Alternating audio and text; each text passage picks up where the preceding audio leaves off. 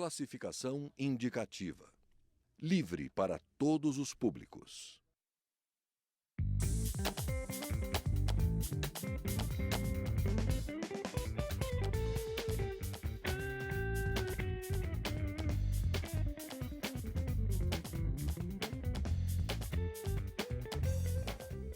Olá!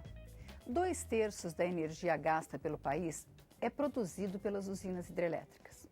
Apesar de não poluente, o uso da água para gerar energia tem sido criticado, seja porque é sensível a longas estiagens como a que estamos vivendo, seja por causar grandes danos ambientais.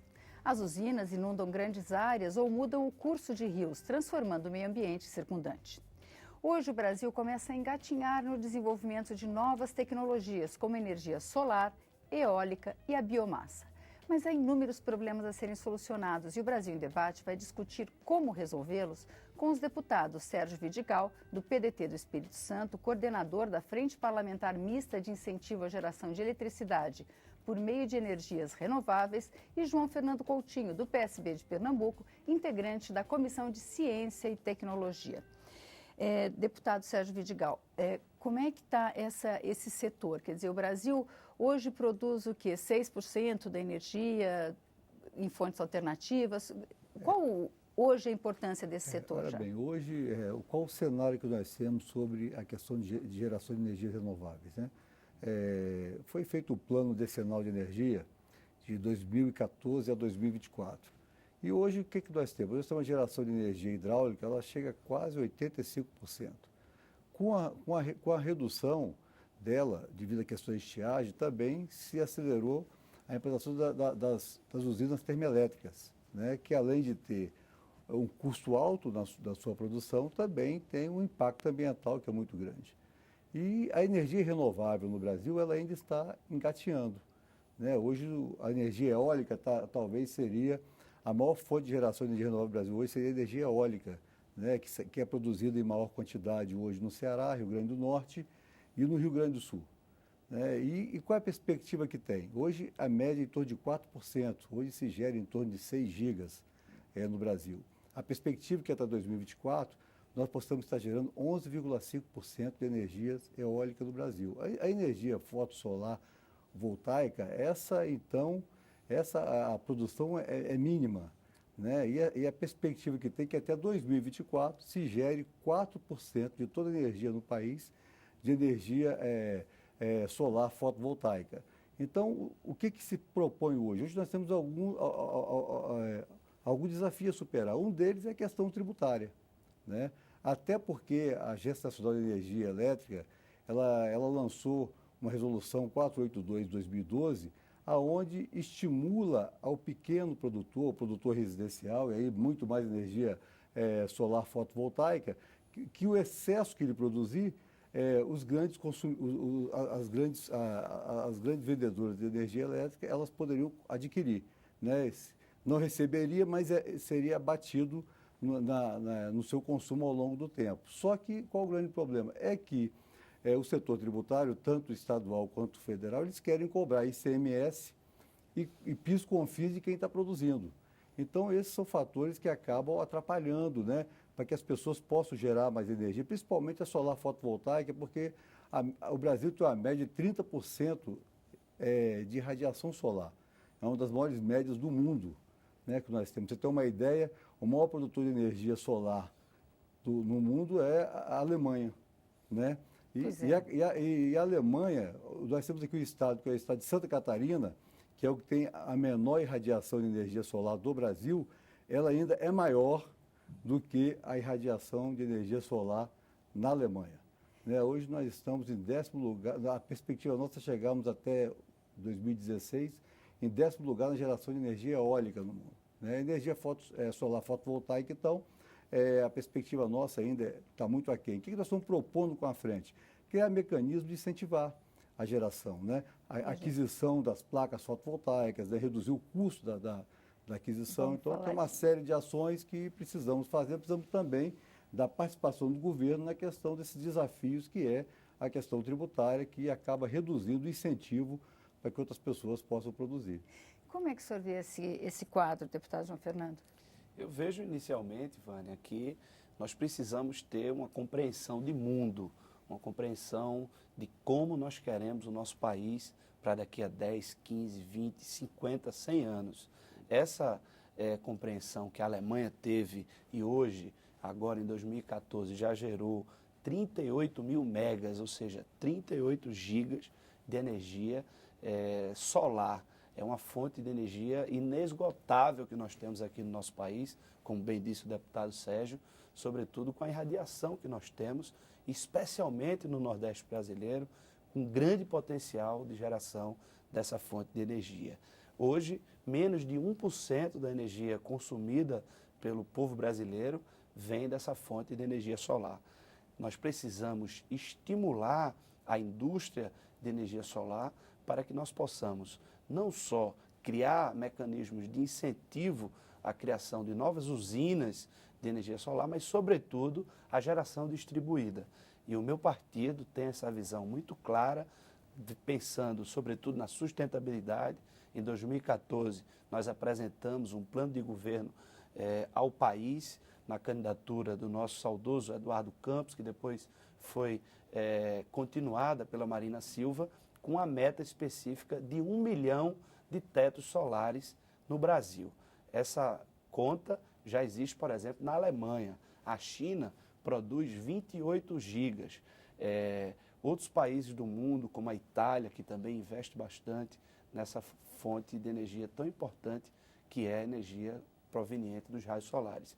E não precisa o governo diretamente atingir ou executar esse processo. O governo precisa criar políticas públicas e mecanismos, como o financiamento da compra das energias, da energia solar e, sobretudo, também a questão do CONFAS, evitando com isso, alguns estados já aderiram, o estado de Goiás, o estado de São Paulo, o estado de Pernambuco, são estados que permitem, a partir da resolução da ANEEL 482, a comercialização do excedente da energia produzida. Pois é, porque são nanoprodutores, né? Não dá nem para dizer que seja um micro. Produtor residencial que joga um excedente de energia é uma produção e não se consegue você produzir energia, você consome a sua energia e você paga ICMS por esse produto que você mesmo está gerando.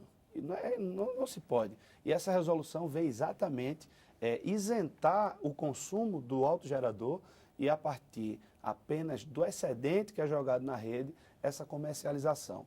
Agora, é um debate que precisa ser aprofundado aqui na casa e que exista mecanismos que a sociedade brasileira, o povo brasileiro, o consumidor residencial tenha o conhecimento, porque muitas vezes, diante da grande complexidade do setor elétrico nacional e das variações circunstanciais que ocorrem, como aconteceu em 2013, com a medida provisória 579, que a presidência da República visou naquele momento, sobretudo, financiar a indústria e dar um incentivo ao consumidor, reduzindo a conta de energia, sem fazer a previsibilidade em relação ao risco hidrológico, sem contar com essa crise hídrica que aconteceu e agora a população paga de forma dobrada esse ano de 2015, parecendo que aquilo foi muito mais uma medida eleitoreira do que algo que viesse dar sustentabilidade ao país. Porque a gente está vivendo uma crise, essa crise hídrica que tirou água da torneira dos brasileiros também está criando um sério problema de produção de energia, que deve se agravar muito, né, nos próximos meses. O senhor falou em produção, em metas que me pareceram, são metas realistas, são metas... Porque me pareceu, para um país que tem uma insolação como tem o Brasil, né? O senhor falou do Nordeste, o Centro-Oeste tem 6 meses de seca, né? Que tem os ventos que tem o nosso litoral. Não são metas muito... Assim, elas não poderiam ser maiores? Quer dizer, o que está impedindo? Qual é o obstáculo aí na frente, deputado? Exatamente, por isso que a gente está com essa frente parlamentar para que a gente possa criar mecanismos, porque realmente ainda são muito tímidas as metas, né?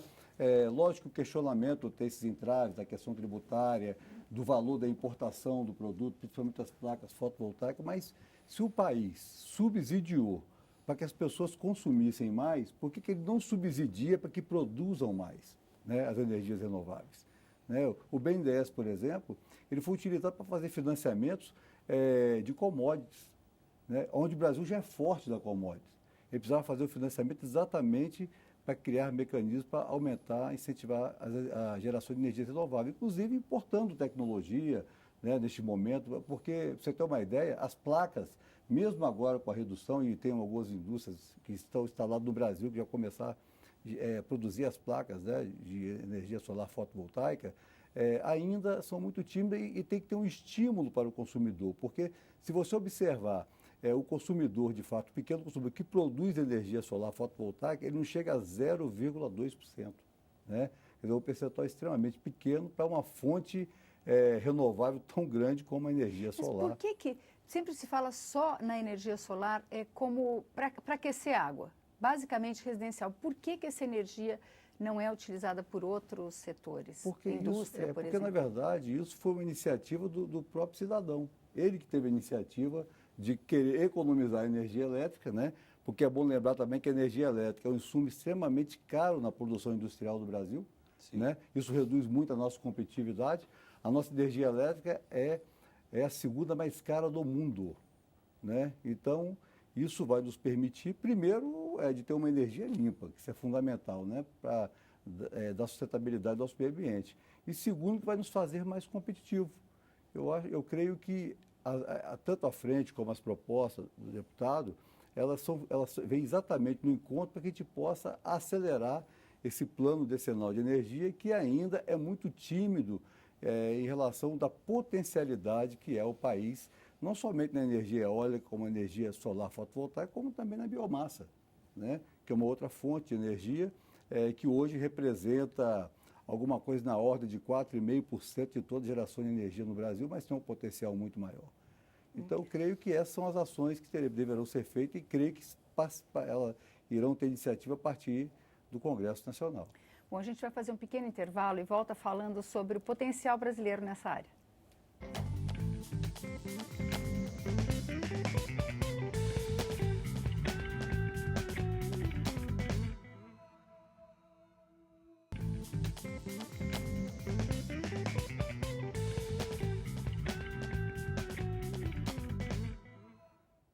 Estamos de volta com o Brasil em Debate, que hoje discute as energias renováveis com os deputados João Fernando Coutinho, do PSB de Pernambuco, e Sérgio Vidigal, do PDT do Espírito Santo. Deputado, o senhor é da Comissão de Ciência e Tecnologia. O deputado Sérgio Vidigal se referiu à questão da importação das células fotovoltaicas. O Brasil, quem importava, pagava um imposto muito alto. Agora, existe alguma iniciativa, algum programa de incentivo ao desenvolvimento de tecnologias nacionais para explorar essas novas energias? Isso é fundamental, desenvolvimento em pesquisa e desenvolvimento para que possamos estimular a indústria local. Mas é fundamental que haja uma segurança do setor, especialmente dos investidores. E isso só vem acontecendo nos últimos 3, 4 anos. Se rebobinarmos a fita e observarmos que num prazo curto passado, esse debate não era feito sequer pela EPE, a empresa de pesquisa energética. A própria ANEEL só veio regulamentar essas medidas a partir do ano de 2012 e só em 2013 que aconteceram os primeiros leilões de compra específica de energia solar e fotovoltaica das fontes renováveis. Nós precisamos, cada dia, criar esses mecanismos, que não é uma única iniciativa no processo de desenvolvimento da nossa indústria nacional, não só também a questão, como já falei, da compra de energia pelos leilões, mas, sobretudo, levar informação à sociedade e criar mecanismos de financiamento para a geração distribuída. Eu acredito, basicamente, que o grande mote para que haja essa expansão para atingirmos essa meta de 1 milhão de tetos solares no Brasil. Hoje nós temos aproximadamente 1.000 ligações apenas de energia solar, levar conhecimento, informação, criar campanhas na mídia, na televisão, nos jornais, nos rádios,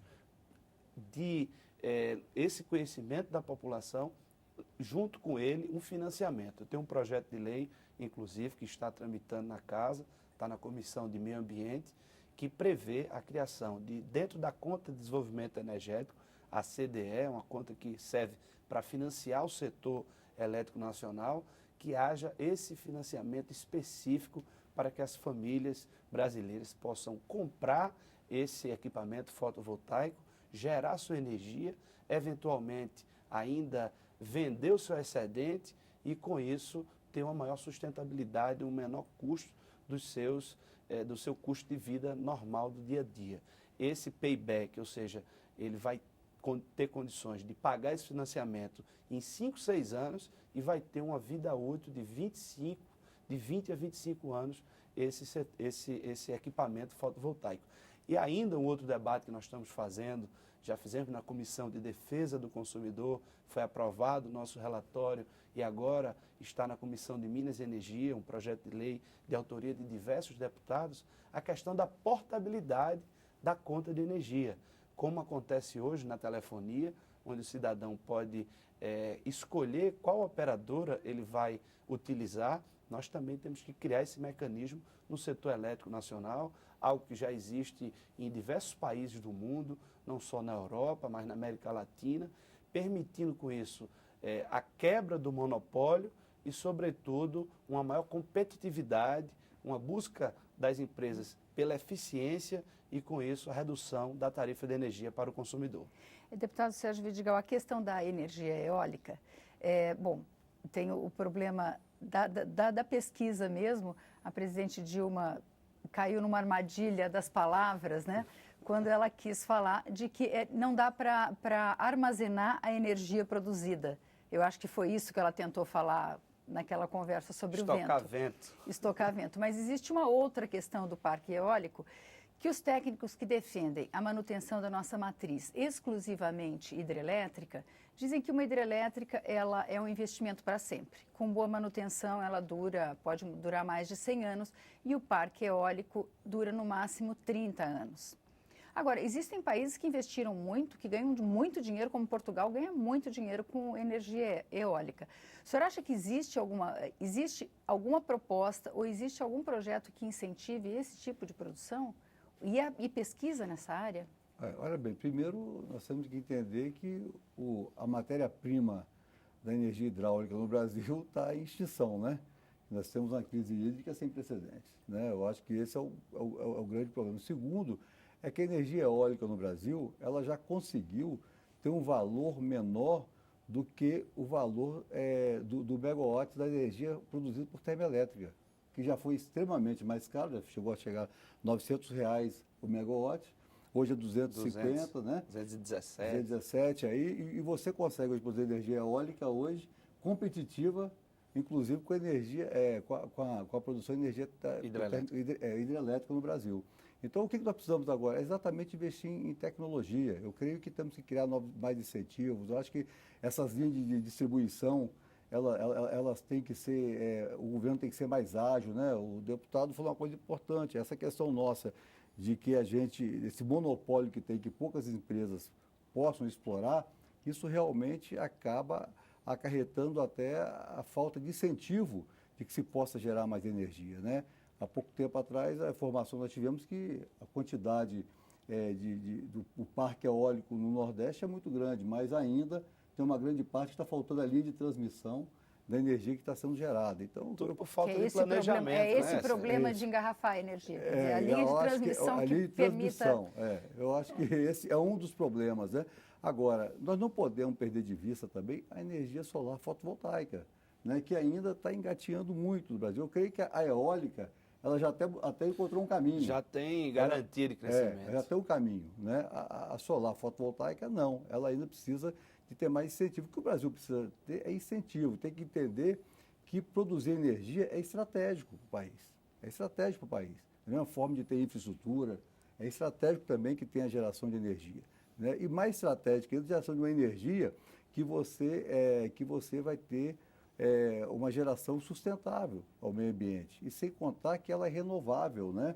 O custo de investimento para a implantação de uma hidrelétrica é extremamente caro.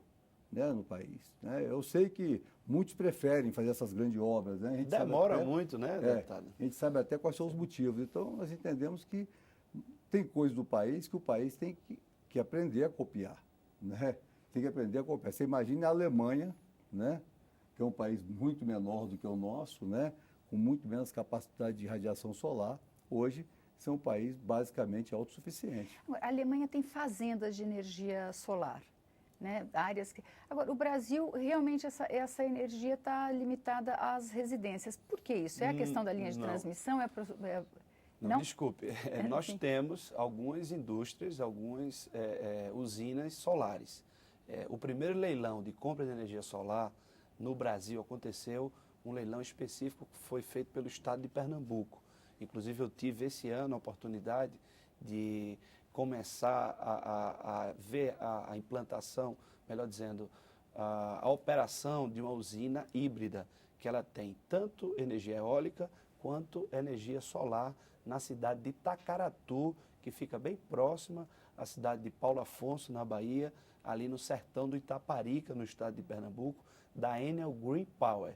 Essa foi a primeira usina a entrar em operação no país e nós temos duas formas de utilizar a energia solar no Brasil. Uma é exatamente por essas usinas, que para que aconteçam é imprescindível a realização dos leilões, que eu falei anteriormente, e a outra maneira é essa sim que nós precisamos popularizar bastante, que é a geração distribuída e o autoconsumo pelos residenciais. Agora, uma das fontes de energia considerada limpa é a energia nuclear. Né? O Brasil, pelo menos no papel, ainda tem uma previsão de construção de 4 novas usinas. Qual a opinião dos senhores? Olha bem, eu A Alemanha fez uma opção, né? Tirou a nuclear e botou a solar, né? Na verdade, eu tenho que ser muito honesto. Eu não tenho ainda uma opinião muito formada sobre essa questão. Só que os grandes conhecedores de energia renováveis, eles não tocam muito no assunto da energia nuclear. Né? Eu creio que nós temos outras alternativas, talvez eles utilizam energia nuclear por falta de outras alternativas, as quais nós temos. Né? Então, assim, eu não tenho assim, uma formação formada sobre a questão da energia nuclear, né? Mas eu creio que existe uma certa resistência na geração dessa energia aqui no país. A proposta é são 4 no Nordeste, Norte e Nordeste do país, né, deputado? Eu, particularmente, prefiro defender sempre a energia solar. É o grande mote da minha atuação parlamentar aqui na Câmara dos Deputados. Eu já fazia esse debate enquanto deputado estadual lá no estado de Pernambuco, exatamente por acreditar nesse grande potencial inexplorado que nós temos hoje no país, que ainda estamos engatinhando. O setor elétrico, ele é bastante complexo. Não dá para a gente chegar hoje, de uma hora para outra, deixar de reconhecer a energia hidrelétrica, que também é uma energia limpa. Ela traz alguns danos na construção das usinas. A gente viu todo o debate em torno de Belo Monte.